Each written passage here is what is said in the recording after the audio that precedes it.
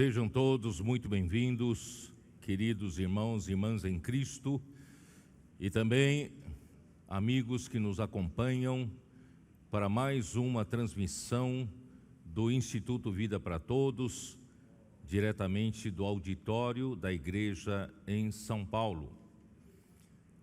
Nós chegamos à mensagem de número 32, a crucificação de Jesus.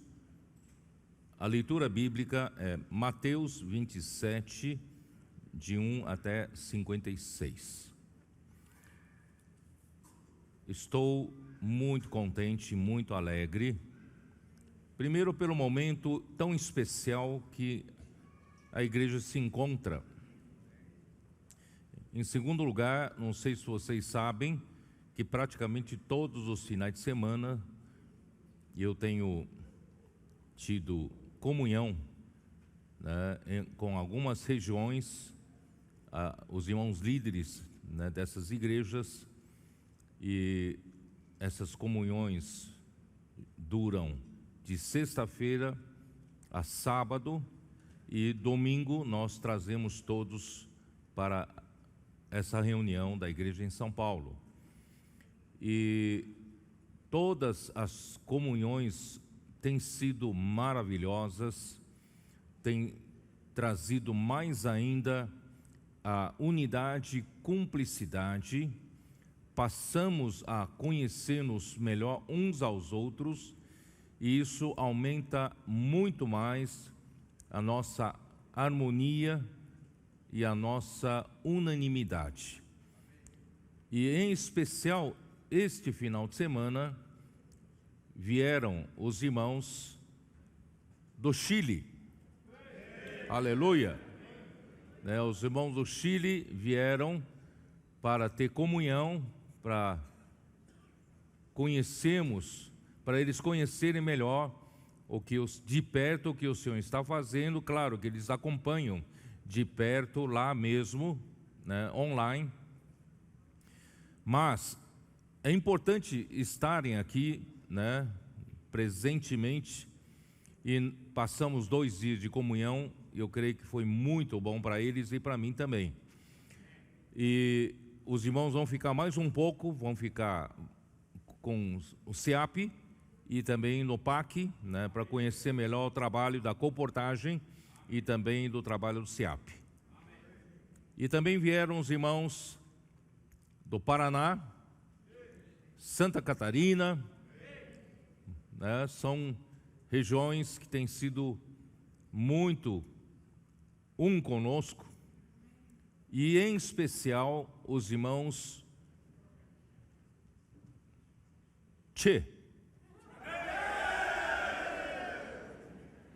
não entenderam nada, é do Rio Grande do Sul. Os irmãos gaúchos. Irmãos, no começo da vida da igreja aqui no Brasil, as igrejas do Sul só nos deram dor de cabeça. E finalmente agora estão nos trazendo muita alegria. Está surgindo no meio deles, irmãos, com uma força vital tão grande. Alguns deles são comportores dinâmicos, mas muitos deles têm trabalho secular. Mas eles, motivados pelo amor ao Senhor e por tudo que está acontecendo, a pregação do Evangelho por meio dos comportores, eles foram compungidos a também participarem. Alguns deles trabalham até no serviço pesado. Chegam em casa depois de 12 horas de trabalho, tomam banho, tomam café, pegam a esposa e os filhos e saem para fazer comportagem. E ouvindo o testemunho deles, irmãos, tem sido para mim um bálsamo. Ouvir a entrega deles.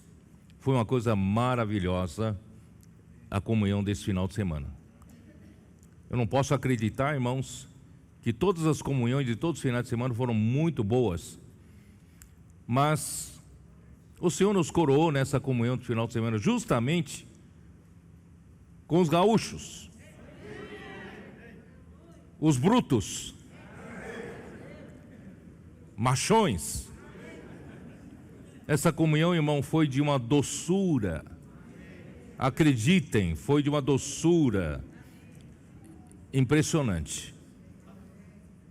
Ó Senhor Jesus. Esses irmãos ontem de manhã, porque ontem de manhã, todo sábado de manhã, eu tenho uma live com o PAC, com os comportores. Não tenho como fazer comunhão com eles. Eles aproveitaram, ouviram a live e saíram para a comportagem. Levaram os irmãos do Chile, né, juntamente com os de Paraná, Santa Catarina. Eles ouviram o que nós estávamos compartilhando, que se nós não nos tornarmos como uma criança, se não nos convertermos como uma criança, nós não vamos ver o reino dos céus. Por isso, irmãos, eu disse para eles que esse mundo, na verdade, parece um mundo, né, tudo bonitinho, está tudo certinho, mas, irmãos, esse mundo ainda é dominado, né, por uma elite por país, uma elite local, uma elite regional e a elite mundial. E todas essas elites, irmãos, são influenciados diretamente pelos principados e potestades do ar. Por quê? Porque o governo humano já surgiu por um princípio de ficarem independentes de Deus. O homem declara a independência de Deus, dizendo que nós não precisamos ter temor de Deus, de que o homem consegue se virar sozinho, consegue obter o seu próprio sustento, pode obter, né, a sua própria segurança e também o seu próprio entretenimento para o prazer do homem. E assim surgiram, né, os governos humanos, começando por Nimrod, que fez a primeira cidade de Babel, e assim se estendeu por toda a terra. Então, o princípio do governo humano, irmãos, é um governo, por isso que muitos estados se declaram laico. Então, é um afastamento de Deus, né? Embora no meio desse tempo houve todas as nações, principalmente as ocidentais, tiveram muita influência da lei que Deus deu para o povo de Israel, e essa lei serviu de base também para muitos, né, direitos de muitos países ocidentais. Mas hoje os governos humanos, sob influência dos principados e potestades, estão procurando remover essa influência de Deus, a influência da lei de Deus. A tendência, irmãos, cada vez mais é varrer da humanidade qualquer, né, pensamento com relação a Deus, com relação à moralidade, à ética, né, ainda regida pelas leis de Deus, para que o homem viva sem Deus, sem lei, para o homem da iniquidade surgir. Por isso, irmãos, inconscientemente, nós estamos vivendo numa sociedade em que a elite define as ordens sociais, políticas, né, econômicas, e criam regras, né, para nossa melhor convivência social. Isso é bom, não estou falando contra isso, mas podem ter certeza, irmãos, que a direção que isso vai e cada vez mais se afastar de Deus, cada vez mais se afastar da palavra de Deus, da Bíblia de Deus, da Bíblia e das leis de Deus. E, irmãos, pouco a pouco, as nossas outras gerações vão sofrendo essa influência, vão tirando o conceito da lei de Deus da cabeça deles e também, né, do conceito de Deus, propriamente dito. E vai chegar um momento, irmãos, que vai surgir o anticristo, que ele é contra tudo que se chama Deus e tudo que se relaciona, né, qualquer objeto que se relaciona a Deus. Irmãos, é isso que está acontecendo. Nós, na verdade, adultos, nem sabemos o que está acontecendo com as nossas crianças. Na educação, na escola, na mídia, elas estão sendo influenciadas já, né, por meio dessa dessa nova ordem que vai se instalando sutilmente entre nós, como aquela rã que é colocada numa panela com água fria, e a rã está confortavelmente na água fria, só que vai esquentando a água lentamente, e quando chegar o momento de perceber que a água já está fervendo, já será tarde para sair da panela. Por isso, irmãos, não vamos ficar limitados, né, por esse mundo, pela ordem desse mundo. Eu não estou pregando aqui desordem, não estou pregando para nós irmos contra as regras sociais, não estou pregando isso, por favor, não me entendam mal.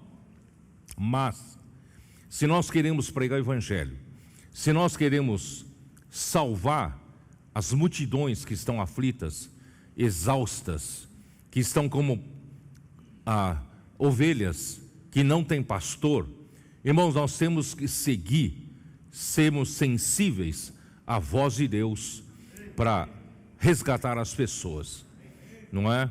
Então não podemos nos limitar pelas regras, não podemos limitar, né, pelas restrições que os homens impõem, mas antes, irmãos, cabe salvar vidas em primeiro lugar. Por exemplo, se tem uma regra numa lagoa com a placa grande expressamente proibido nadar nessa lagoa, e de repente alguém cai nessas águas e está se afogando, pedindo ajuda, pedindo socorro, você vai dizer: eu não posso entrar na água porque está nessa placa expressamente proibido nadar, não vou poder entrar e salvar essa pessoa. Irmão, muitas pessoas nas ruas estão gritando por socorro, estão aí ao seu lado, aparentemente bem vestidos, mas estão pedindo socorro.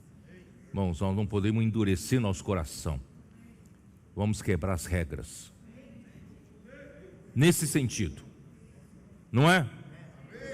Vamos pregar o Evangelho. Aí ontem de manhã esses irmãos saíram desse jeito. De manhã eles desfrutaram, vamos sair para fazer comportagem, pregar o Evangelho. Eles falam: hoje nós vamos sair diferentes. Nós vamos sair sem peso, né, da comportagem. Não queremos ficar amarrados, né? Nós queremos ficar soltos, com leveza do Espírito. Nós queremos sair, né, alegres, flutuando. E eles fizeram isso. Eles contagiaram as pessoas com a alegria deles. Eu falei para os irmãos do PAC: precisamos aprender com eles desse jeito. Sai leve. Fica pesado com aquele compromisso, tem que bater meta, tem que, né, fazer comportagem. Não, vamos sair leves, flutuando.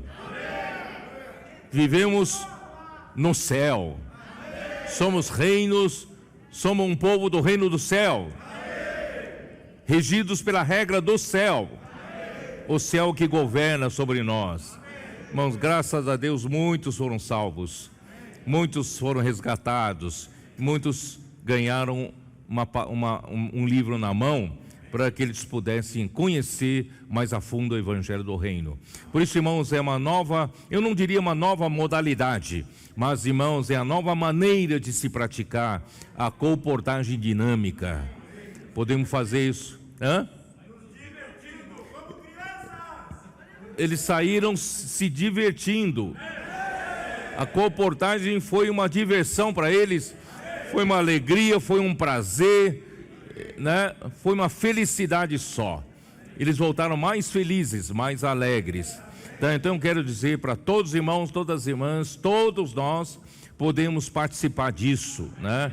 Não tenha aquele peso, aquela tensão, né? Muitas vezes nós ficamos muito tensos, né?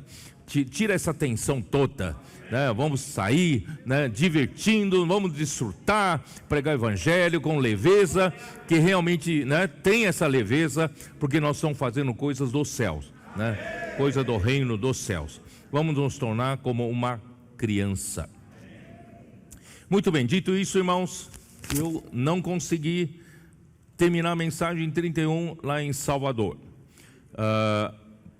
porque havia muitas coisas a resolverem, muito encargo, muita responsabilidade, né, que o Senhor estava nos dando, mas de qualquer forma, irmão, o Espírito me levou a entrar sequencialmente no livro de Mateus, né, que teve a sua segunda sessão desse livro a partir do capítulo 16 de Mateus, que realmente Jesus mostra aos seus discípulos a que ele veio fazer.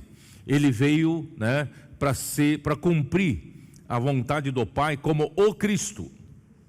E para fazer a vontade do Pai como o Cristo, ele era o Filho do Deus vivo. Ele precisava cumprir essa missão como o ungido de Deus, mas com quê? Com a vida de Deus. E qual é a sua missão? É gerar a igreja e edificar essa igreja. Por isso ele disse no versículo 16 de Mateus 16, versículo 18: edificarei a minha igreja sobre esta pedra e sobre essa rocha, edificarei minha igreja, e as portas do Hades, do inferno, não prevalecerão contra ela. Jesus Cristo veio fazer isso. Em seguida ele veio dizer, né, é por isso importa, é necessário que o Filho do Homem, né, sofra nas mãos dos principais sacerdotes e escribas, né, e ser morto e ressuscitar ao terceiro dia.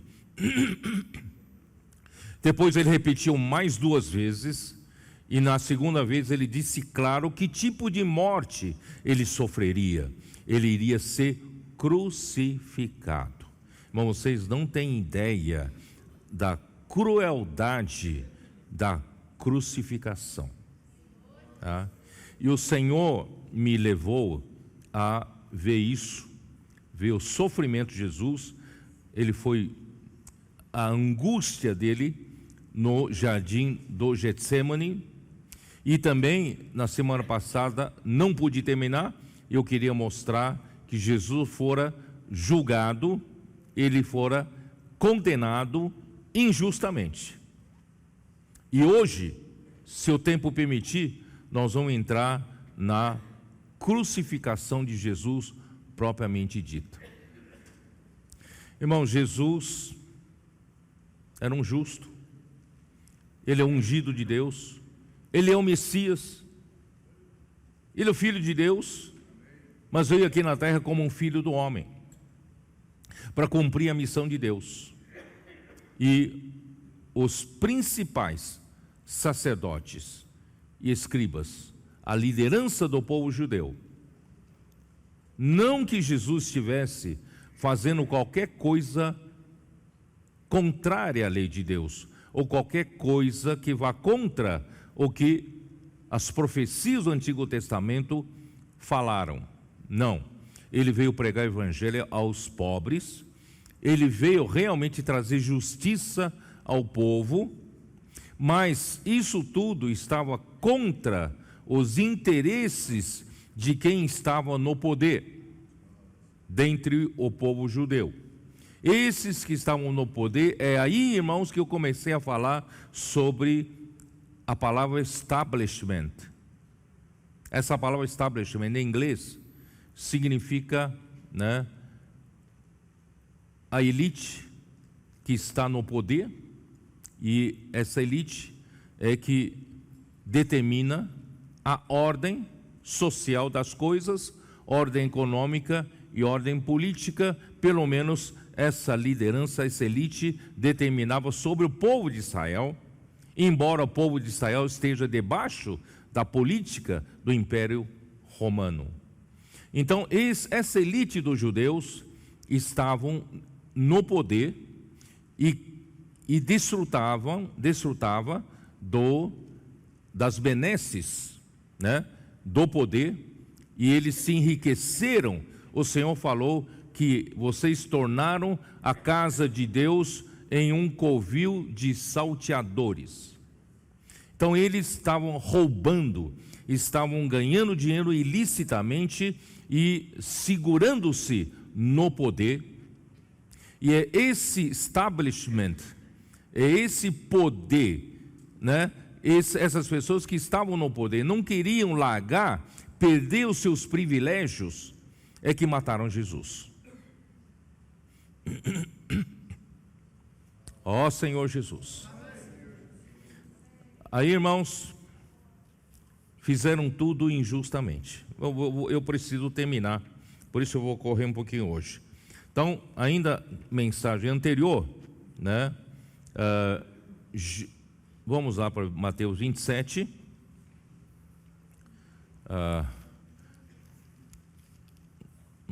Eu estou ainda no Mateus 26, perdão. Mateus 26, vocês se lembram da última palavra que Jesus disse enquanto ainda estavam no jardim de Getsêmani, no versículo 46. Levantai-vos, pois, eis que o traidor se aproxima.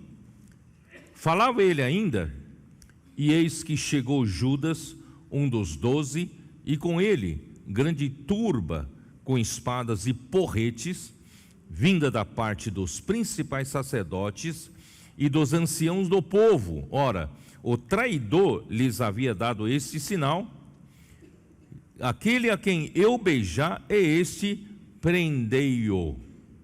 Irmãos, Jesus nunca fez mal a ninguém. Ele só curou as enfermidades, as doenças. Ele pregou o evangelho, não é isso? Trouxe refrigério ao povo sofrido. Mas para que vir com essa turba, com espadas e porretes, como se viessem para prender um bandido violento, né, com o seu bando de bandidos? Não, eles vieram prender a Jesus com espadas, porretes. E depois nós vimos, com a ajuda da nota de rodapé da versão King James atualizadas, que o sumo sacerdote e os anciãos do povo não só mandaram pessoas a virem, eles também estavam presentes. E eles vieram não só, né, com os funcionários, vamos dizer assim, com os servidores do tribunal do Sinédrio. Sinédrio era o tribunal superior, né, da justiça dentre o povo, e havia os funcionários que eles trouxeram para prender a Jesus. Mas não só isso, eles vieram com os policiais para zelar pela ordem pública dentre os judeus, com quase 500 homens. Eu falei isso na mensagem passada. Imagine você com 500 homens com espadas e porretes para prender a Jesus. E não contente com isso, tinham medo de que Jesus realmente fazia milagres. E tinham medo de que se fôssemos prender a Jesus à força, de repente usa da sua força sobrenatural e derrote a todos nós. Então eles chamaram a ajuda dos soldados do comandante romano. E o comandante romano foi pessoalmente ali e levando todo o seu comando, os seus comandados. Estavam ali, segundo a nota de King James atualizada, quase 1.000 soldados. 1.000 soldados, mais 500 policiais e funcionários do tribunal do Sinédrio, eram 1.500 pessoas para prender um homem. Por isso que Pedro, que ele disse, ainda que todos se escandalizem nessa noite, eu jamais vou negar você. Irmãos, todos fugiram, todos 11, não vou nem falar do Judas, todos fugiram por causa daquele aparato todo. Irmãos, aí Pedro, desesperado, né, antes de fugir, pegou uma espada, cortou a orelha do servo do sumo sacerdote. Jesus disse, não puxa a tua espada não. Quem puxa da espada vai morrer pela espada, né? Aí Jesus falou para Pedro o quê? Você acha que eu não posso me defender? Você não sabe. Você sabe que, versículo 53, acaso pensas que não posso rogar a meu Pai? Ele me mandaria, neste momento, mais de 12 legiões de anjos? Vocês sabiam que se eu rogar ao Pai, o Pai me manda 80.000 anjos contra 1.500 homens. Na verdade, só precisava de um anjo só, não precisava nem de 80.000. Jesus disse: Pedro, eu não sei me defender? É que se eu me defendesse, como é que ficaria a vontade do Pai? Como ficaria nós hoje, irmãos?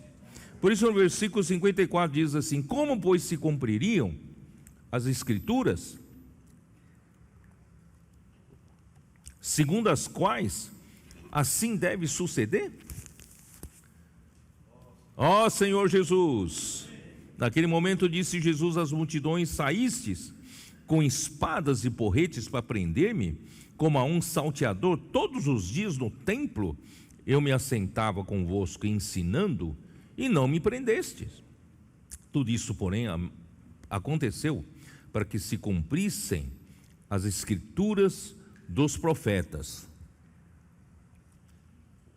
Então os discípulos todos deixaram-o, fugiram. Nesse momento, irmão, não tem um herói. Nesse momento não tem um machão, né? A gauchada toda foi embora, né? Ó Senhor Jesus.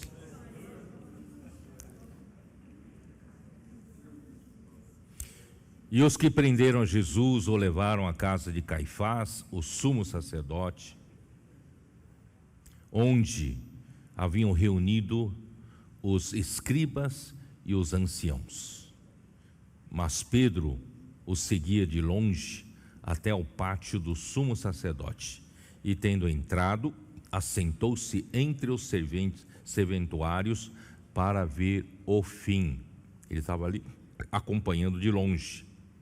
Ora, os principais sacerdotes e todo o sinédrio procuravam algum testemunho falso contra Jesus, a fim de o condenarem à morte. E não acharam, apesar de se terem apresentado muitas testemunhas falsas.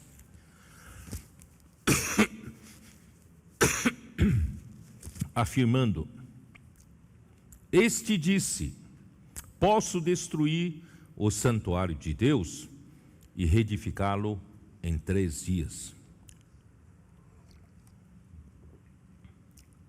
Irmãos,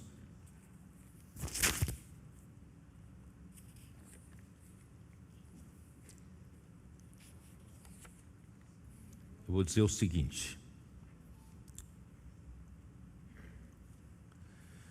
vou ler aqui o que eu preparei aqui. Jesus é julgado perante o sinédrio e condenado injustamente. O julgamento de Jesus foi injusto, ilícito, por vários motivos, principalmente por ter ocorrido durante a noite e com testemunhas e acusações forjadas, contrariando as leis judaicas. Deuteronômio 19, versículo 15, como diz?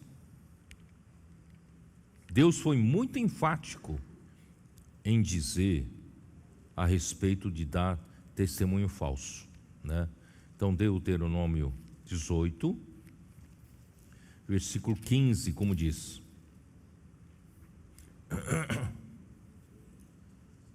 Perdão, 19, né? 19. Uma só testemunha não se levantará contra alguém por qualquer iniquidade ou por qualquer pecado, seja qual for que cometer, pelo depoimento de 2 ou 3 testemunhas se estabelecerá o fato. Então Deus, Ele tem muita preocupação de homem levantar um falso testemunho contra o seu próximo. Tanto é que, irmãos, lá em Êxodo capítulo 20, quando Deus deu os 10 mandamentos, qual foi o 9º mandamento? Qual foi o 9º mandamento? Não dirás falso testemunho contra o teu próximo. Êxodo 20, versículo 16. Os 10 mandamentos, irmãos, são a carta magna de Israel. É a Constituição. Israel não pode ir contra a Constituição, que é a lei de Deus, Deus que deu. Os 10 mandamentos fazem parte da Constituição. Não dirás o falso testemunho contra o teu próximo. Mas os próprios que deveriam zelar pela Constituição, pela lei de Deus, pelos mandamentos de Deus, o sumo sacerdote, os anciãos do povo, os escribas, eles deveriam zelar, não é isso? Pela Constituição. Eles estavam infringindo a Constituição. Eles estavam procurando falsos testemunhos para matarem a Jesus. Tá? Ó Senhor Jesus. Por isso, irmãos, e aí, que mais? Vamos lá, vamos continuar. E levantando-se o sumo sacerdote, perguntou a Jesus: nada respondes ao que estes depõem contra ti? Irmãos, contra os falsos testemunhos, contra essas falsas testemunhas que os líderes do povo judeu levantou contra ele, irmãos, Jesus não respondia a nenhuma pergunta. Por isso, irmãos, quando alguém faz falso testemunho contra nós, irmãos, ficamos calados. O Senhor sabe o que faz. Não adianta você discutir, não adianta você se defender. Deus, ele estava deixando para Deus Pai, né? E só que quando Jesus, versículo 63, Jesus, porém, guardou silêncio, e o sumo sacerdote lhe disse: eu te conjuro pelo Deus vivo, que nos digas se tu és o Cristo, o Filho do Deus vivo. Tá? Irmãos, se você ler uma nota de King James atualizada, ele vai dizer o seguinte: obrigar um réu a declarar algo sob juramento diante de Deus era uma atitude ilícita, não se podia fazer, né, Varjão? Você que é da área do direito, naquele tempo já não podia compungir, forçar o réu a fazer isso, né? Claramente expressa na jurisprudência israelita, que não tolerava qualquer tipo de tortura ou coação moral e coação religiosa. Não se podia fazer isso. Mas o sumo sacerdote era proibido pela lei de agir dessa maneira e com tamanha força emocional. Mas para caracterizar o seu horror diante do suposto pecado de infâmia e jogar o público presente contra Jesus, ele se permitiu o chamado ato extremo. Ato extremo. Então, irmãos, ele forçou a Jesus, coagiu a Jesus, né? Então me diga, tu és o Cristo, o Filho do Deus vivo. Sabe o que diz, Filho de Deus? O que Deus diz? O que Jesus disse? Respondeu-lhe Jesus: tu o disseste. Entretanto, eu vos declaro. Lembre-se que ele ficou calado até agora, mas quando falou, tu és o Filho de Deus, tu o disseste. Desde agora, eu vos declaro, desde agora vereis o Filho do Homem assentado à direita do Todo-Poderoso e vindo sobre as nuvens do céu. Vocês estão fazendo tudo isso contra mim, mas um dia vocês vão ver o Filho do Homem. Eu não estou falando de Filho de Deus, estou falando de Filho do Homem. Ele vai vir, né, na glória do seu Pai, sobre as nuvens. Naquele dia vocês vão prantear e lamentar que vocês crucificaram Jesus. Então o sumo sacerdote rasgou as suas vestes, dizendo: blasfemou! Que necessidade mais temos de testemunhas? Eis que ouvistes agora a blasfêmia. Que vos parece? Responderam eles: é réu de morte. Ele provocou a reação do público, né? Então, o que aconteceu, irmãos? Ali mesmo no sinédrio, então uns cuspiram-lhe no rosto e lhe davam murros, e outros o esbofeteavam, dizendo: profetiza-nos, ó Cristo, quem é que te bateu?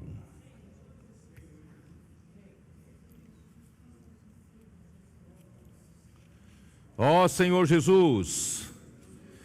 Jesus era de fato o Cristo, o Filho de Deus, porém como homem estava sendo julgado pelos homens, porque como Deus, ninguém tem poder para julgá-lo. É ou não é? Se Jesus dissesse: eu sou filho de Deus, ninguém tinha condições de julgá-lo. Ele estava ali sendo julgado injustamente, porque ele estava na posição de homem. Sou filho do homem. Mas esse filho do homem vai vir na glória do seu Pai. Senhor Jesus.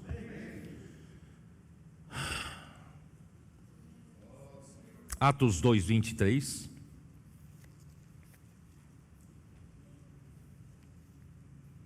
Sendo esse entregue pelo determinado desígnio e presciência de Deus. Quer dizer, se Deus não tivesse entregue a vocês, líderes judeus, vocês não teriam mínima condição de julgá-lo e nem de condená-lo.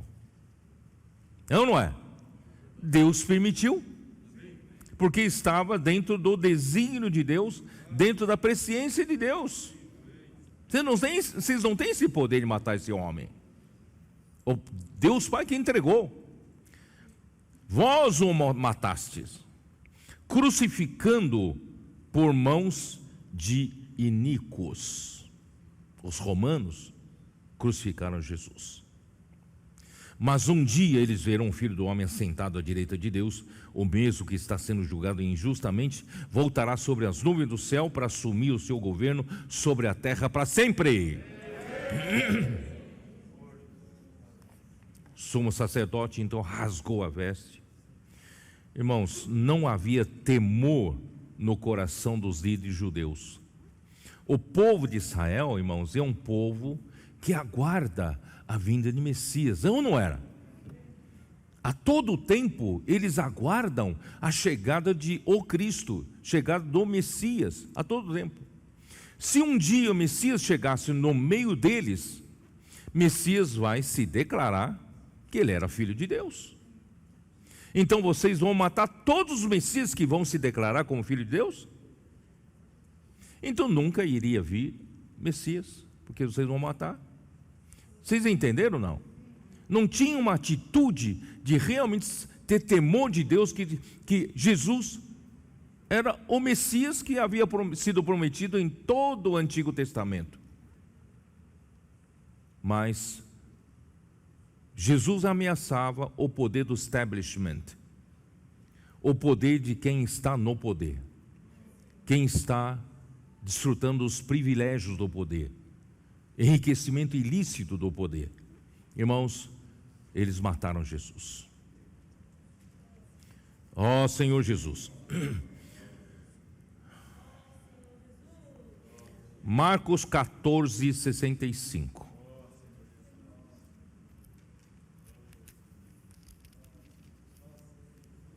Eu só estou sendo fiel ao Senhor que me pediu para descrever isso para vocês. Então, que o Espírito fala com vocês, né? Marcos 14:65, puseram-se alguns a cuspir nele, a cobrir-lhe o rosto, cobriram o rosto de Jesus, e dar-lhe murros, e a dizer, profetiza, e os guardas o tomaram a bofetadas. Você sabe qual a diferença entre murro e bofetadas? Murro é soco, né? dá murro de punho fechado. Bofetada, irmãos, é mão aberta, dá tapas. Você já levou um tapa de um guarda? Não. Espero que você nunca tenha sido um delinquente, né? E não queira levar um tapa de um guarda, tá? Jesus levou muitos murros, levou muitas bofetadas. Ó Senhor Jesus. E cuspir. Vocês sabem que às vezes o sofrimento, às vezes não sempre, o sofrimento psicológico é muito maior que o sofrimento físico. É? Uma vez, estava trabalhando ainda na empresa de consultoria, de engenharia, né? E eu estava passando por um corredor na frente de uma mesa de um engenheiro sênior, né? E ele era chileno. Mas ele era gago. Era gago. E ele estava amontoando um monte de desenho, projeto aqui em cima da mesa dele, tal.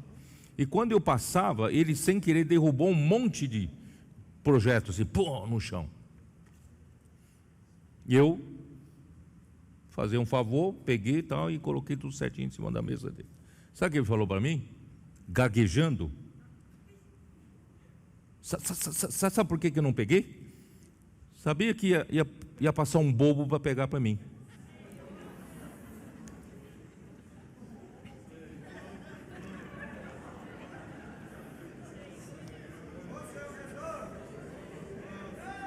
Mas não tô falando mal de todo chileno não, tá?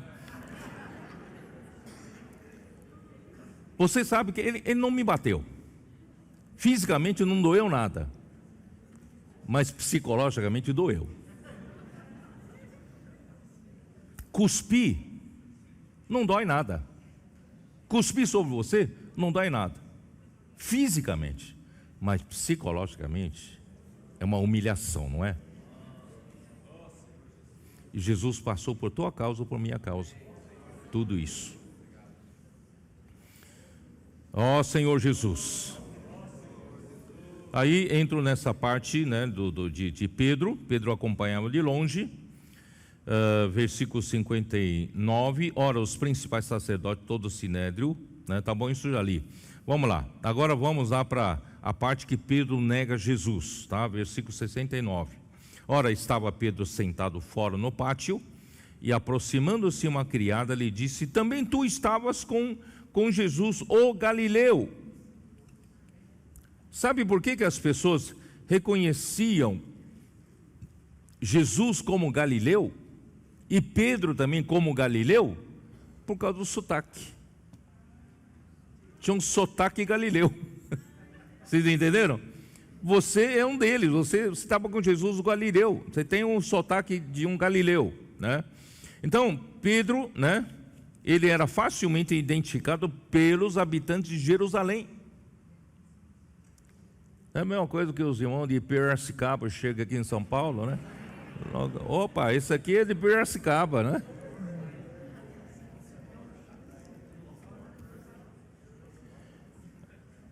Aí foi denunciado pelo sotaque, mas ele negou. O que ele falou? Ele, porém, o negou diante de todos, dizendo: não sei o que dizes, não sei o que está falando, né? E saindo para alpendre. O que é alpendre? Quem sabe o que é alpendre? Hein?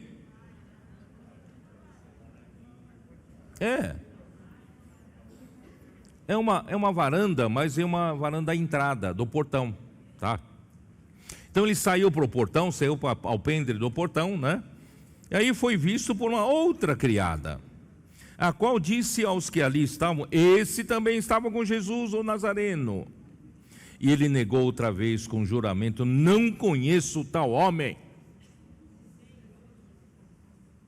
Logo depois, aproximaram-se os que ali estavam e disseram a Pedro: verdadeiramente és também um deles, porque o teu modo de falar o denuncia. Pamonha de Piracicaba, né? Você denuncia, seu sotaque denuncia você, né? Então começou ele a praguejar e a jurar: não conheço esse homem. E imediatamente cantou o galo.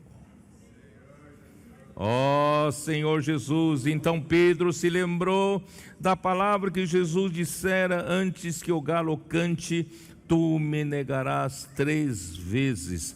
E saíram dali, chorou amargamente. Como está em outros registros? Ó Senhor Jesus. Pode negócio desse, irmãos? Pode negócio de negar Jesus desse jeito? Ó Senhor Jesus.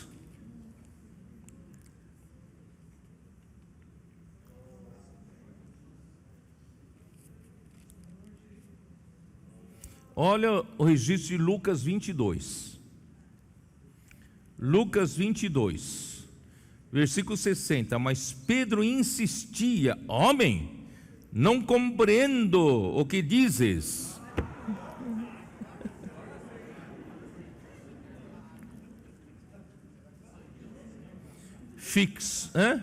E logo estando ele ainda a falar, cantou galo. Então, voltando-se o Senhor, fixou os olhos em Pedro. E Pedro se lembrou da palavra do Senhor, como lhe dissera: hoje 3 vezes me negarás antes de cantar o galo. Então Pedro, saindo dali, chorou amargamente. Irmãos, ele cantou de galo antes. Ainda que todos se escandalizem contigo, eu jamais te negarei. Ele cantou de galo. Aí o galo cantou e negou 3 vezes. Imagine, irmãos, o sentimento, a confusão na mente de Pedro. Como pude fazer isso?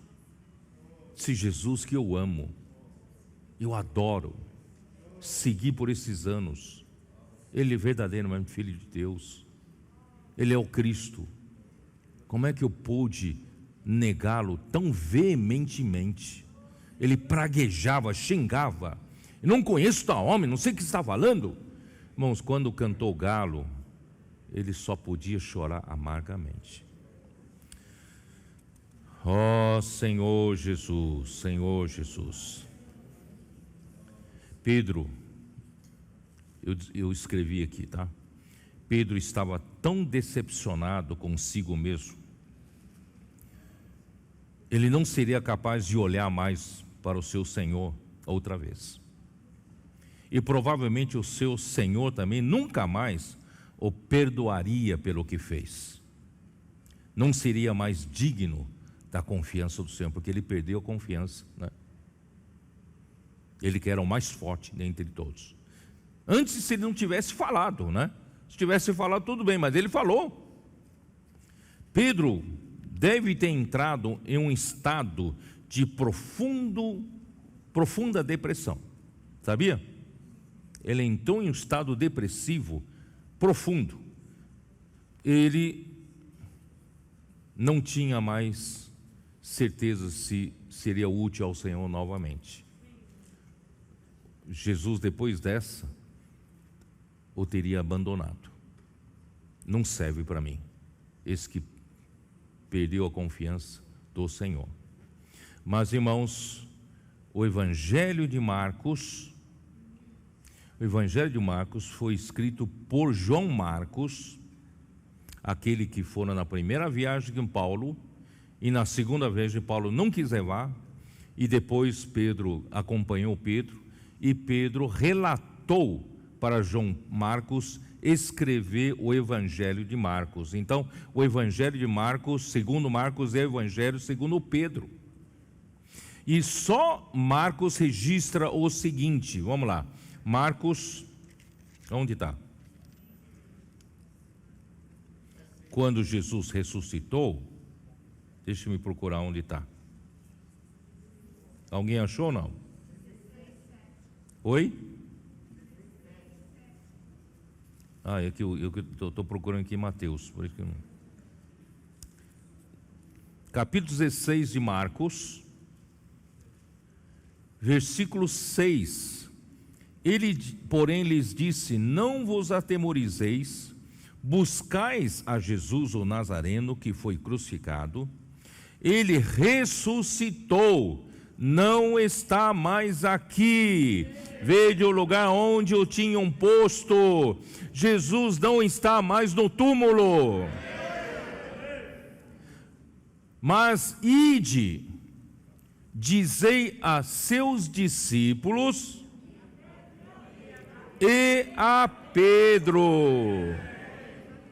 Quando disse dizei aos meus e seus discípulos, já disse para todos. Mas por que enfatizou aqui e a Pedro? Porque o Pedro havia entrado em um profundo estado depressivo, achando que Jesus nunca mais o perdoaria, nunca mais o usaria novamente. Mas Jesus fez questão de lembrar: vai falar com meus discípulos e fale com Pedro. Fale com Pedro. Ele entendeu o recado. Jesus o queria de novo. Por isso, irmãos, quero encorajar você.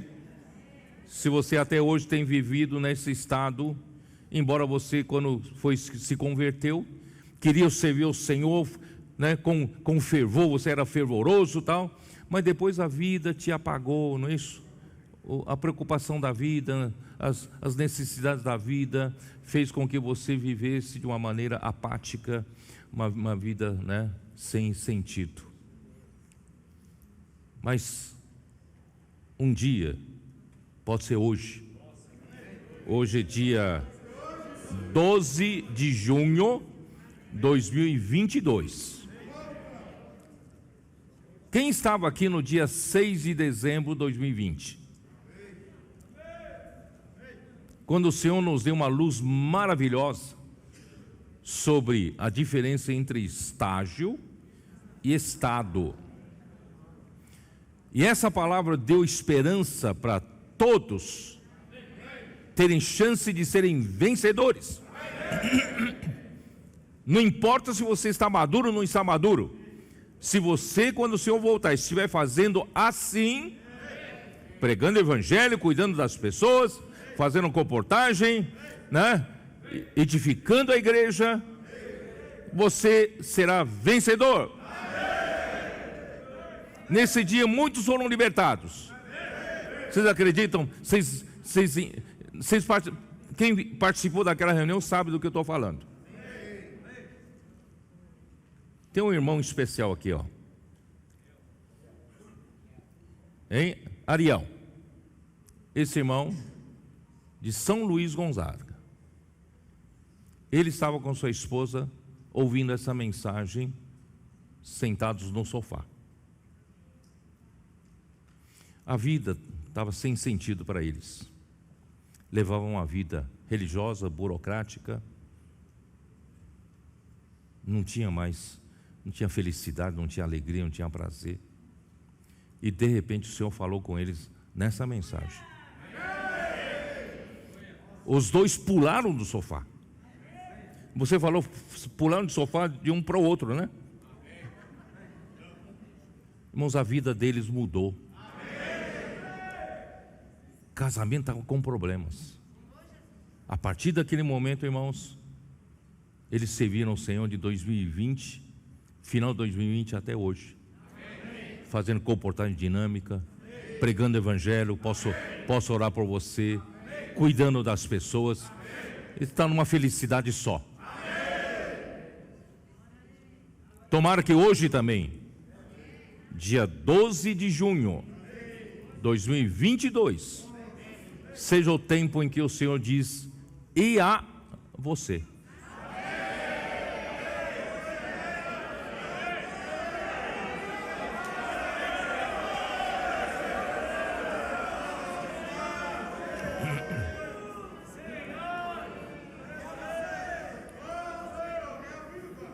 Vamos servir ao Senhor. Nunca é tarde. Se você está levando a sua vida cristã, a sua vida da igreja em banho-maria, casamento está difícil, tudo está difícil, sobrecarregado, cansado, vinde a mim, tomai o meu jugo. Que jugo é do Senhor? Sai para pregar o evangelho. Na verdade, não precisa sair. Viva a sua vida cotidiana. Se daqui a pouco você vai tomar um lanche em algum lugar, pessoa que te atender, posso orar por você? Você vai pôr combustível no carro? Frentista? Ou de quem está passando o cartão? Posso orar por você? Moça, essa deve ser a nossa vida. E quando você faz assim, você vai ver o resultado, você vai ver o fruto, você vai viver feliz. Aí você aprende a fazer comportagem. Você não é um comportador dinâmico, mas você pode deixar, posso orar por você e deixar um livro na mão das pessoas. Você sabe que livro faz muita diferença? Um livro na mão das pessoas faz muita diferença.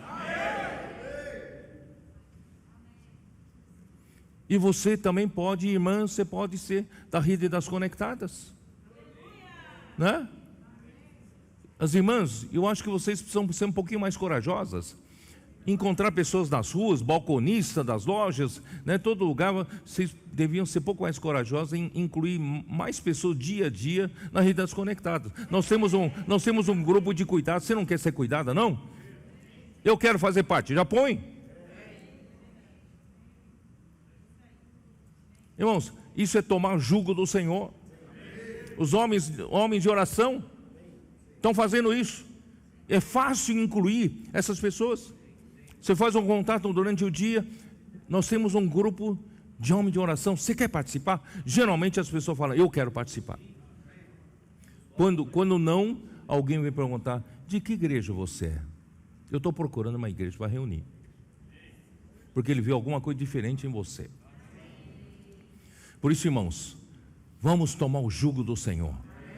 O seu casamento vai se restaurar, a sua família vai ter mais alegria, e a sua vida será uma vida feliz. Amém? Então vou entrar na mensagem de hoje. 27. Mateus 27. Ao romper o dia, todos os principais sacerdotes e os anciãos do povo entraram em conselho contra Jesus para o matarem, e amarrando, ó Senhor Jesus, e amarrando-o, entregaram ao governador Pilatos. Eu vou falar disso aqui ligando no versículo 11, tá? Mas antes, eu vou falar um pouco do suicídio de Judas, tá? Então Judas, o que o traiu, vendo que Jesus fora condenado, tocado de remorso, devolveu as 30 moedas de prata aos principais sacerdotes, aos anciãos, dizendo, pequei traindo sangue inocente. Eles, porém, responderam, que tenho? Que nos importa? Isso é contigo. Se você traiu sangue inocente, você que leva o castigo, né? E os principais sacerdotes, tomando as moedas, disseram, não é lícito deitá-las no cofre das ofertas, porque é preço de sangue. E tendo deliberado, compraram com elas o campo do oleiro para cemitério de forasteiros. Por isso aquele campo tem sido chamado até o dia de hoje campo de sangue. Então se cumpriu o que foi dito por intermédio do profeta Jeremias. Tomaram as 30 moedas de prata, preço em que foi estimado aquele a quem alguns dos filhos de Israel avaliaram, e deram pelo campo do oleiro, assim como me ordenou o Senhor. 30 moedas de prata no Antigo Testamento era a indenização que Deus mandou o povo de Israel fazer se o seu boi chifrar algum escravo ou escrava do vizinho e matar. Então ele deveria indenizar pelo preço de um escravo, que são 30 moedas de prata. Quer dizer, Jesus foi avaliado a um preço de um escravo, tá? E vocês sabem, né, que Satanás, ou os homens usados por Satanás, te atiça, né, para fazer o mal. Depois você se arrepende e vai lá, não, eu não quero mais fazer. Ele fala, não, o problema é seu. O problema é seu. Você traiu sangue inocente. Se você atraiu o castigo de Deus sobre você, problema é seu, não é mais conosco. Irmãos, não vá nessas conversas. Aí o Pedro, Senhor Jesus,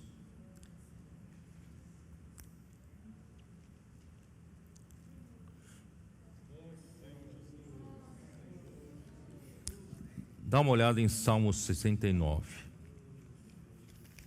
Salmo 69, versículo 25. Fique deserta a sua morada, e não haja quem habite as suas tendas. E Salmo 109, né?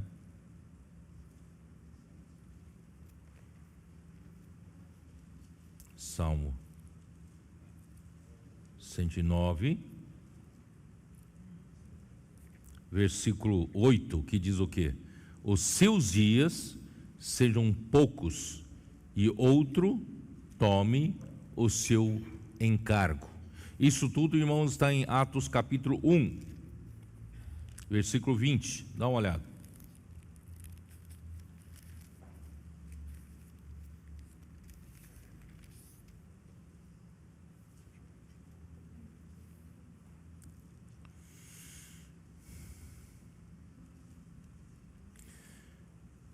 Versículo 16, vou ler a partir do versículo 16. Irmãos, convinha que se cumprisse a escritura que o Espírito Santo proferiu anteriormente por boca de Davi acerca de Judas, que foi o guia daqueles que prenderam a Jesus, porque ele era contado entre nós e teve parte neste ministério. Irmão, é uma pena aquele que fez parte desse ministério ter traído a Jesus, né?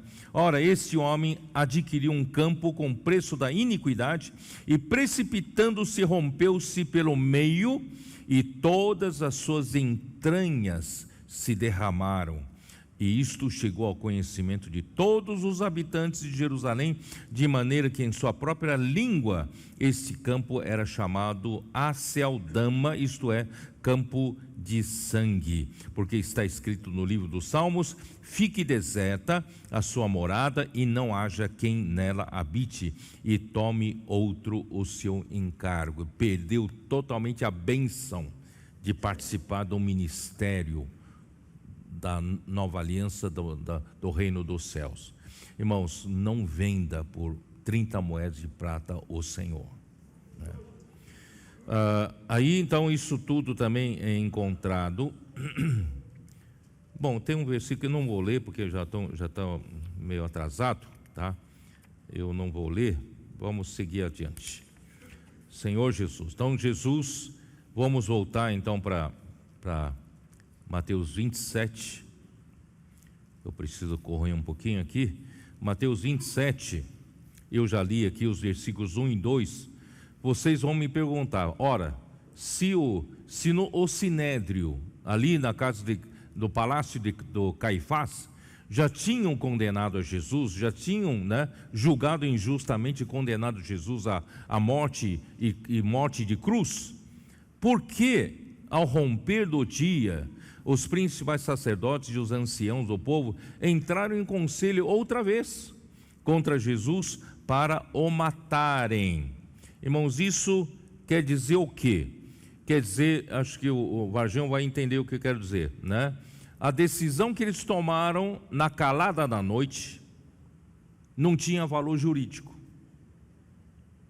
tinha que ter valor jurídico quando se tomar de dia no tribunal, tá? Então, a decisão tomada durante a noite não tinha valor jurídico, por isso formaram outro conselho ao romper do dia para oficializarem a acusação de traição perante a autoridade civil, que é para os romanos, né, com o fim de matar Jesus. O que eles fizeram? Amarraram a Jesus e o entregaram ao governador Pilatos. É isso que está falando no versículo 2. E amarrando-o, levaram-no e o entregaram ao governador Pilatos. Quem era Pilatos? Pilatos era procurador romano na Judéia, na Palestina, tá? Ele era representante do Tibério César. Ele governou ali entre ano 26 depois de Cristo até ano 35 depois de Cristo. E pouco depois de haver entregado injustamente o Senhor Jesus para ser crucificado, seu governo acabou abruptamente. Ele foi banido e suicidou-se. Em sua conspiração maligna, né, com os fanáticos judeus, persuadiram os políticos pagãos a colaborarem com eles para matar o Senhor Jesus. Isso é uma nota da versão Restauração. O governador o interrogou dizendo: és tu o rei dos judeus? Não é isso que está escrito aqui? Vamos lá. Jesus estava em pé perante o governador e este o interrogou, dizendo: és tu o rei dos judeus? Respondeu-lhe Jesus: tu o dizes. Quer dizer, ele não negou, né, sendo acusado pelos principais sacerdotes e pelos anciãos, nada respondeu. Então lhe perguntou Pilatos: não ouves tantas acusações te fazem? Jesus não respondeu nem uma palavra, vendo com isto a admirar-se grandemente o governador. Quer dizer, o governador, ele ficou extremamente admirado por Jesus não se defender perante as acusações falsas dos principais sacerdotes. Então, irmãos, a acusação dos judeus contra Jesus, a autoridade civil, que é a Pilatos, era a acusação de traição a César. E você sabe que naquela época, quando falasse que alguém estava traindo a César, era morte na certa, tá? Então eles queriam aproveitar, né, os romanos para matarem a Jesus, tá? Então isso era algo muito incriminador para os romanos, capaz de condenar qualquer cidadão, né, à sentença de morte. Então, no relato segundo João, nós temos mais detalhes. Dá uma olhada em João 18. Ó Senhor Jesus. João 18, versículo 28. Dá uma olhada. Depois de levarem Jesus da casa de Caifás para o pretório, irmão, pretório era na fortaleza de Antônia, tá? Era a residência oficial e onde Pilatos ele despachava. Quando ele mora em Cesareia, mas quando ele vinha para Jerusalém, ele ficava na fortaleza de Antônia, e ali era pretório, ali Jesus foi julgado, tá? Então, depois de levarem Jesus da casa de Caifás para o pretório, era cedo de manhã. Eles não entraram no pretório, quer dizer, o sumo sacerdote não entraram no pretório para não se contaminarem, para poderem comer a Páscoa, porque naquele dia ainda era dia da Páscoa, ainda era sexta-feira, tá? Então Pilatos saiu para lhes falar e lhes disse: que acusação trazeis contra esse homem? Olha só, responderam-lhe: se este não fosse malfeitor, não te entregaríamos. Quer dizer, eles trouxeram Jesus como um bandido. Se esse não fosse bandido, não teríamos entregado a ele a você. Replicou-lhe, pois, Pilato: tomai-os vós outros e julgai segundo a vossa lei. Responderam-lhe os judeus: a nós não é lícito matar ninguém, isto é, nós queremos matá-lo. Para que se cumprisse a palavra de Jesus, significando o modo porque havia de morrer. Irmão, não é triste isso? É triste isso? Ó Senhor Jesus. Então, Pilatos interroga Jesus a partir do versículo 33. Tornou Pilatos a entrar no pretório, chamou a Jesus e perguntou-lhe: és tu o rei dos judeus? Respondeu Jesus: vem de ti mesmo esta pergunta? Ou to disseram outros a meu respeito? Replicou Pilatos: porventura sou judeu? A tua própria gente e os principais sacerdotes é que te entregaram a mim. Que fizeste? Respondeu Jesus: o meu reino não é deste mundo. Bom, isso é forte. Eu não estou disputando o reino com César, não. O meu reino não é deste mundo. Se o meu reino fosse deste mundo, os meus ministros se empenhariam por mim, para que não fosse eu entregue aos judeus. Mas agora meu reino não é daqui. É o reino dos céus. Então lhe disse Pilatos: logo tu és rei. Respondeu Jesus: tu dizes que eu sou rei. Eu para isso nasci, e para isso vim ao mundo, e a fim de dar testemunho da verdade. E todo aquele que é da verdade ouve a minha voz. Todos nós, irmãos, somos da verdade. Nós ouvimos a voz de Jesus.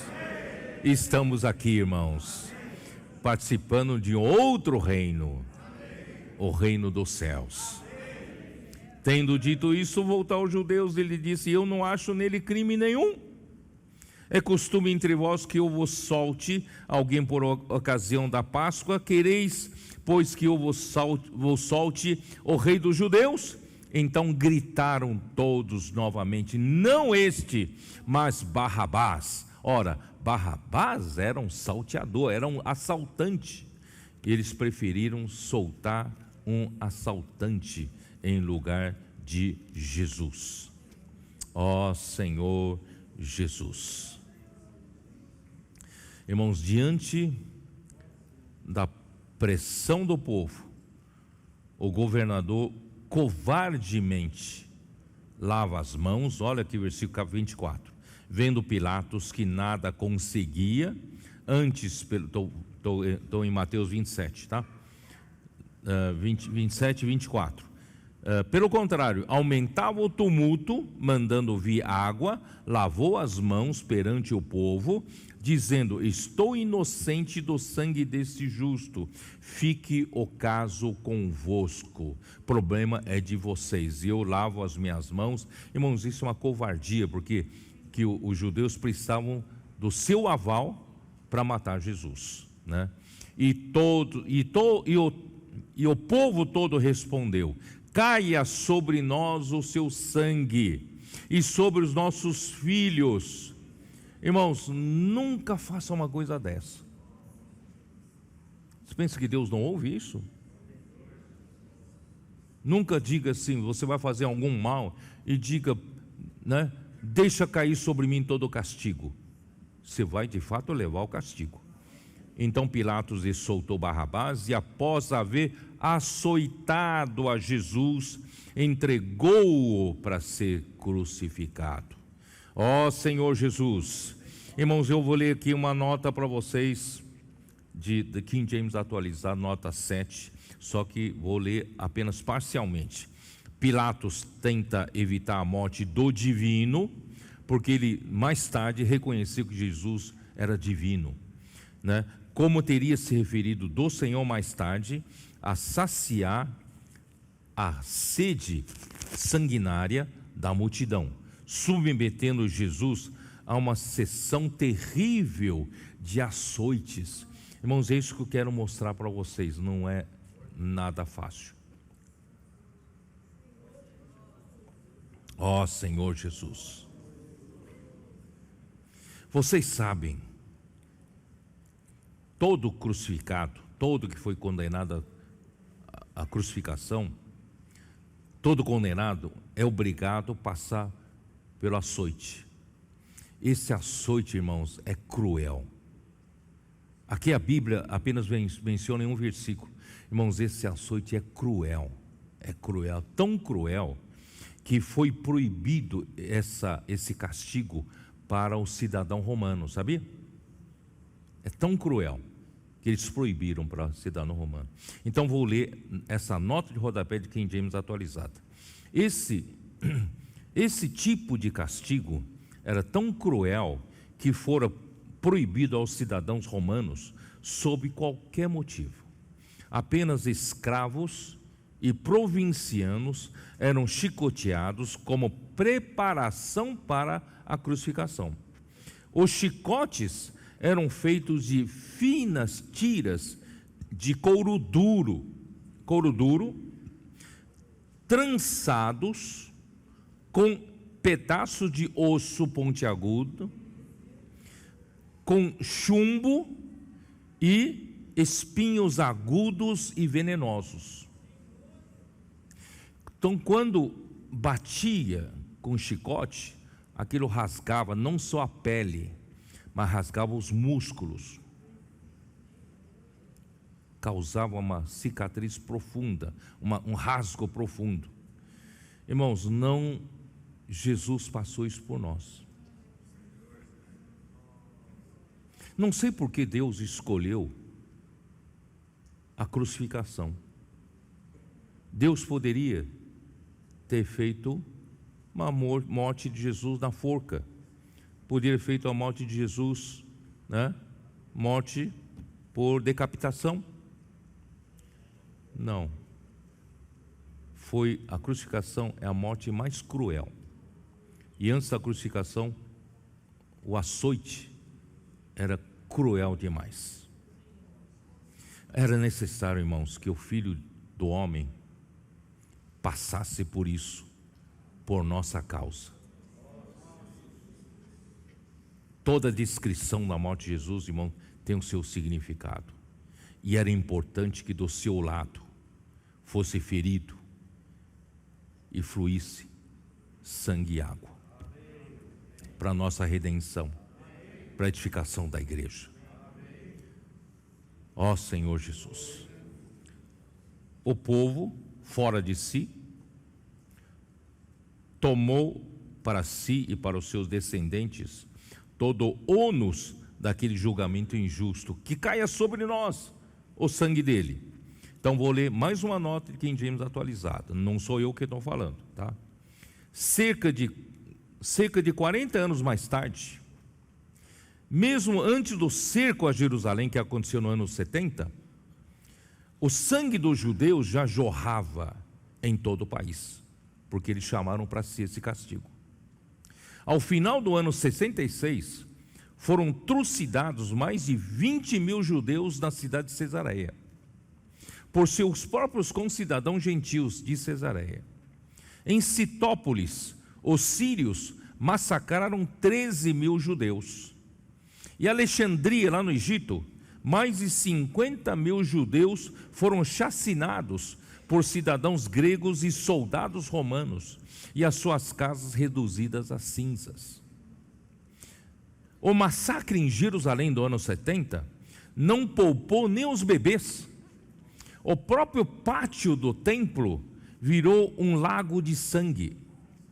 Durante o sítio dos romanos, sitiaram a cidade, poucos sobreviventes esfomeados eram forçados a roer as próprias sandálias e cintos de couro para comer um pouquinho, alguma coisa que é orgânica, que é o couro. Tanta fome que estavam passando. Durante o sítio, diariamente, durante o sítio, no sítio, durante mais de 500 judeus morriam crucificados por dia, até que não houvesse mais madeira para confeccionar cruzes. Segundo o historiador Flávio Joséfo, mais de 1 milhão de judeus foram mortos durante todo o período do sítio romano. Cerca de 97 mil jovens judeus que sobreviveram foram vendidos como escravos, alguns transformados em gladiadores, outros morreram na arena do anfiteatro lutando contra animais ferozes. Irmãos, isso é tudo consequência quando eles gritaram: caia sobre nós o sangue desse homem. Versículo 27. Logo a seguir, os soldados do governador, levando Jesus para o pretório, reuniram em torno dele toda a coorte. Agora, irmãos, foi entregue para os soldados. O que é coorte? Está escrito aqui. Tá?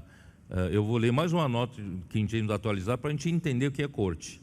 O pretório, como eu já disse, era a fortaleza de Antônia, residência de Pilatos quando estava em Jerusalém. Dizia-se que uma tropa ou coorte era composta de 1/10 dos soldados que formavam uma legião. Isto é, havia então dentro do pretório entre 350 soldados a 600 homens. Então esses 300 e pouco a 600 homens passaram a zombar de Jesus, tá? Os soldados, né, está aqui, ó. O que eles fizeram? Reuniram-se em torno dele, né? Despojando-o das vestes, cobriram-no com um manto escarlate, para dizendo que ele é o rei, zombando que ele é o rei dos judeus, né? Tecendo uma coroa de espinhos, puseram-lhe na cabeça e na mão direita um caniço, e ajoelhando-se diante dele, o escarneciam, dizendo: salve, rei dos judeus! E cuspiram nele, tomaram um caniço e davam-lhe com ele na cabeça. Depois de o terem escarnecido, despiram-lhe o manto e o vestiram com as suas próprias vestes, e em seguida o levaram para ser crucificado.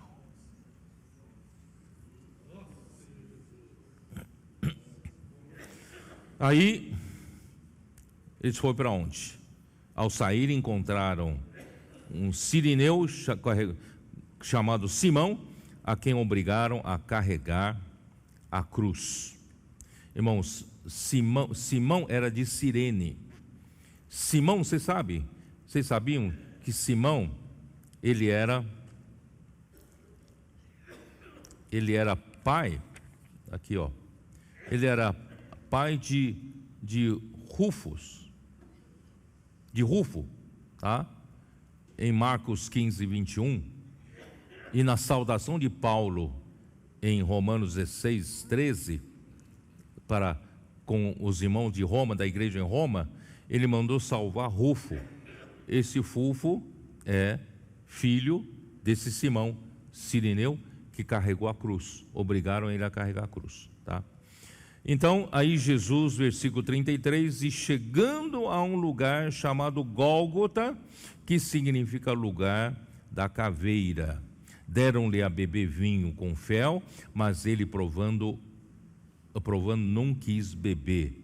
Depois de o crucificarem, repartiram entre si as suas vestes, tirando a sorte, e assentados ali o guardaram. Os soldados ficaram ali sentados, guardaram, zombaram, fizeram de tudo, crucificaram, não é isso? E estão ali guardando Jesus.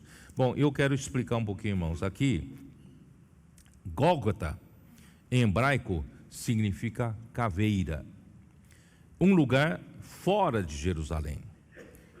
Por que em português nós chamamos de Calvário? Porque a palavra equivalente em latim é Calvarium. Então, em português chamamos de Calvário, que é Gólgota, um lugar que é a caveira. É um lugar que parecia uma caveira pela formação das rochas. Irmãos, sabe o que é a crucificação? Vou ler também uma nota parcial de King James atualizada. A cruz era composta de duas peças de madeira. Uma peça vertical, que se chamava em latim de staticulum, vertical, tá? Uma peça vertical, e a outra horizontal, que era chamada de antena. Aí vem a nossa palavra antena, é a peça horizontal, antena, tá? E na primeira peça vertical, mais ou menos ao centro, era fixado um pino de madeira, uma cavilha, um pino de madeira no meio, chamado de como chifre, sobre o qual o crucificado ficava montado. Sentava em cima de um pino de madeira. Você imagina todo o corpo naquele pino, todo o peso do corpo naquele pino. Os crucificados, irmãos, segundo a nota King James atualizada, viviam em média cerca de 12 horas. A febre, que logo se manifestava, causava um tipo de sede ardente. A crescente inflamação das feridas nas costas, porque eu falei dos açoites, né? Feridas nas costas, e nas mãos e nos pés, o ataque dos insetos e aves carniceiras que se aproximavam devido ao odor de sangue e dos excrementos, assim como a pressão do fluxo sanguíneo sobre a cabeça, sobre o pulmão e sobre o coração, e o inchaço de todas as veias, provocavam a mais horrível agonia e dor. Cícero dizia: a crucificação é o mais cruel e terrível dos castigos. A execução tinha de ocorrer fora da cidade, por causa dessa cena toda. Em Levítico 24:14, como um sinal da exclusão da sociedade humana. Hebreus 13:12. Dá uma olhada. Hebreus 13:12. Senhor Jesus. Hebreus 13:12 diz assim: por isso foi que também Jesus, para santificar o povo, o que ele fez? Santificar o povo pelo seu próprio sangue, sofreu fora da porta. Fora da porta. Então eu vou ler versículo 11. Pois aqueles animais cujo sangue é trazido para dentro do Santo dos Santos pelo sumo sacerdote como a oblação pelo pecado, tem o corpo queimado fora do acampamento. Então Jesus também, o seu corpo foi queimado fora do acampamento, mas o seu sangue foi introduzido no Santo dos Santos. Ó Senhor Jesus.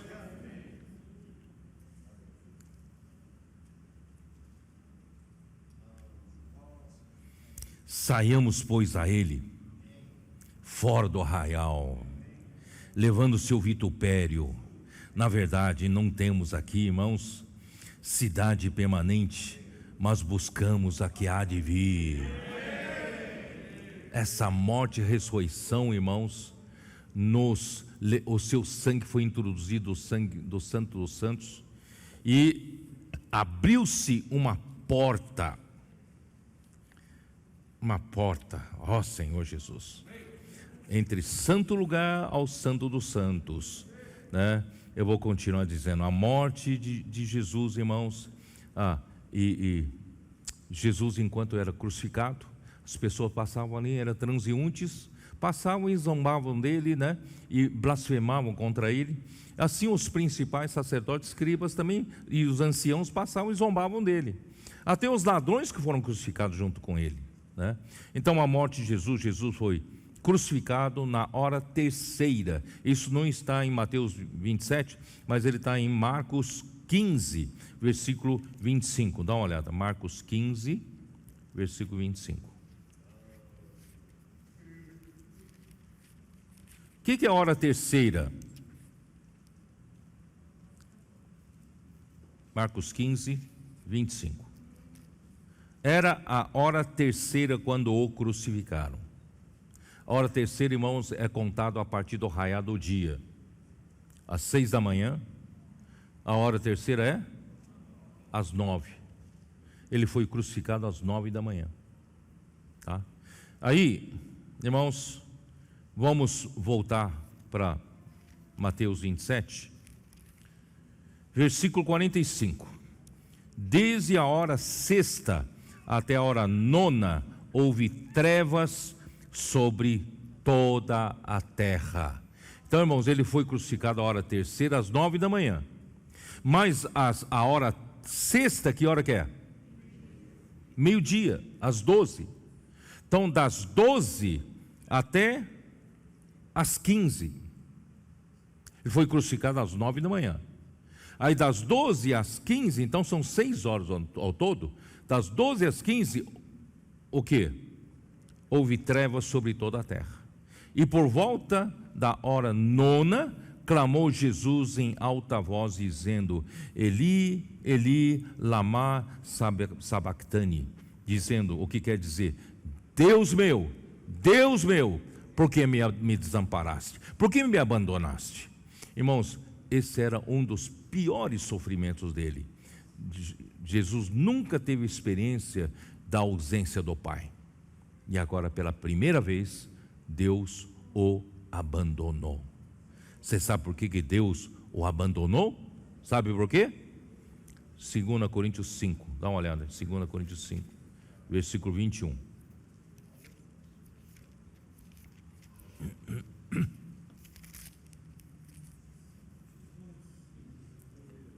Aquele que não conheceu o pecado. Quem não conheceu o pecado?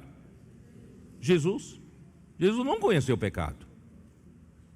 Mas Deus o fez pecado por nós.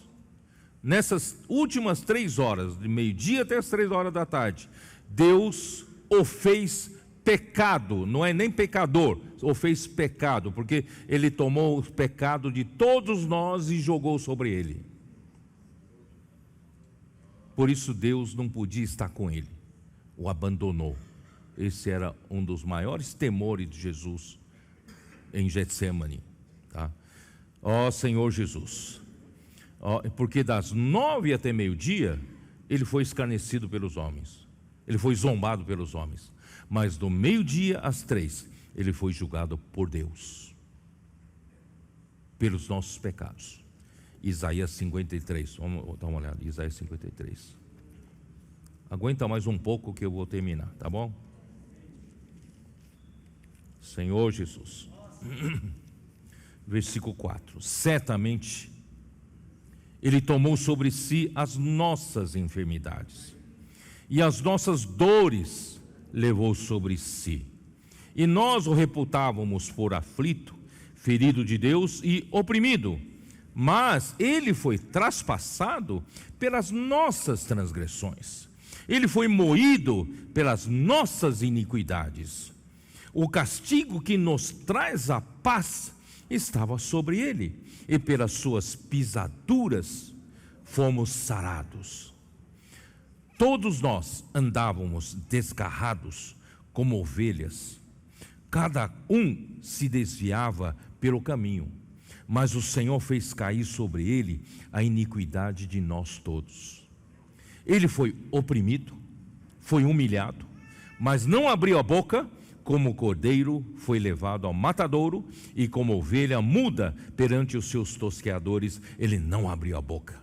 Por juízo opressor foi arrebatado, e de sua linhagem quem dela cogitou? Porquanto foi cortado da terra dos viventes, por causa da transgressão do meu povo foi Ele ferido.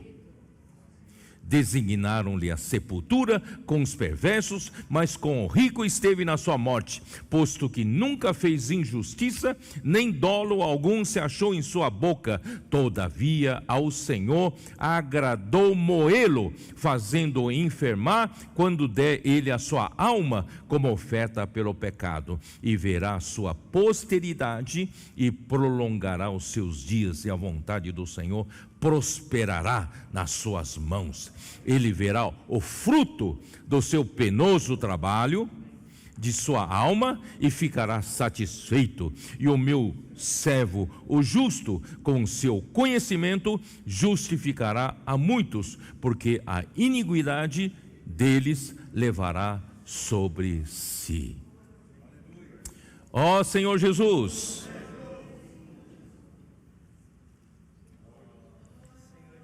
versículo, vamos terminar rápido, vamos lá, Mateus 27, versículo 51. E Jesus outra vez clamou com grande voz e entregou o Espírito. Eis que o véu do santuário se rasgou em duas partes, de alto a baixo, e tremeu a terra, fenderam-se as rochas, abriram-se os sepulcros, e muitos corpos de santos que dormiam ressuscitaram, e saindo dos sepulcros depois da ressurreição de Jesus, entraram na cidade santa e apareceram a muitos. Irmãos, o centurião, os que estavam com ele guardando a Jesus, vendo o terremoto e tudo o que se passava, foram possuídos de grande temor e disseram: verdadeiramente este era o Filho de Deus.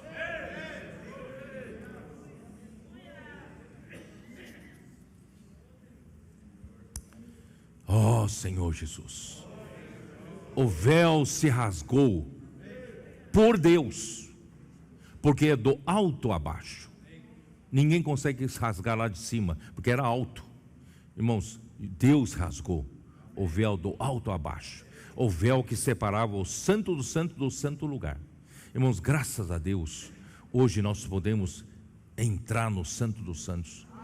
Antigamente era permitido somente ao sumo sacerdote, uma vez por ano, com sangue da expiação pelo pecado do povo. Mas hoje nós podemos entrar a qualquer hora, que representa o nosso espírito.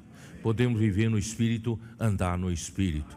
Ó Senhor Jesus, aí em Hebreus 9, vamos dar uma olhada em Hebreus 9 rapidamente. Ó Senhor Jesus, ó Senhor Jesus.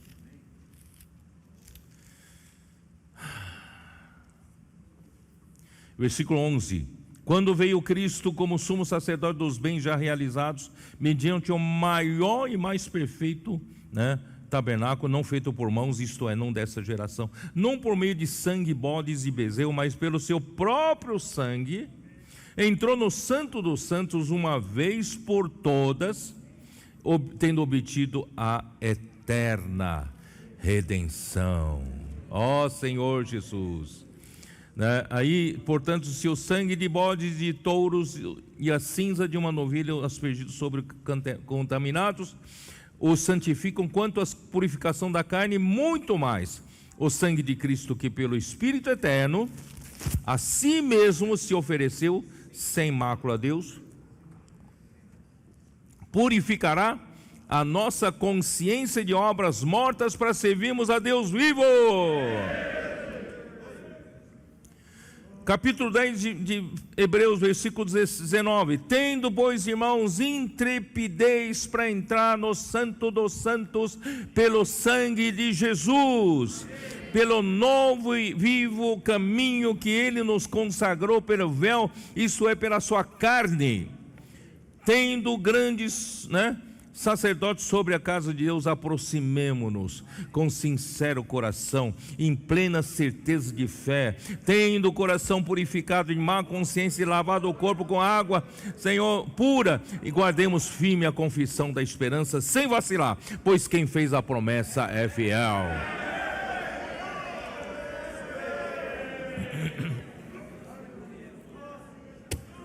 Tem mais uma coisa que eu falaria, mas vou deixar para outra mensagem. Irmãos, eu vou dizer para vocês, irmãos, o objetivo de o Espírito tem nos levado a descrever essa situação da dor, da agonia, dos sofrimentos, não é meramente, irmãos, não tem somente um objetivo contemplativo, para a gente contemplar isso e começar a chorar, começar a se emocionar, não é isso? E ficar do jeito que estava. Não, o objetivo disso tudo, irmãos, é a gente vendo tudo isso, tudo que ele passou, irmãos, para fazer a vontade do Pai. E a vontade do Pai, irmãos, é gerar a igreja. A vontade do Pai era nos redimir dos nossos pecados. A vontade do Pai é nos resgatar das ruas. E a vontade do Pai é nos colocar na igreja para ser edificados, sermos edificados. Irmão, quando nós olhamos para tudo isso, irmãos, Ele pagou todo o preço para se tornar possível isso que nós estamos vivendo, porque nós não pagamos o nosso preço. Vamos pagar o preço também? Tem que encher nosso coração de gratidão, irmãos. É gratidão. E gratidão como Simão leproso, gratidão como Lázaro, gratidão como a Marta que eu servia, gratidão como Maria que quebrou tudo por amor ao Senhor, aquele perfume caro. Por isso, irmãos, vale a pena.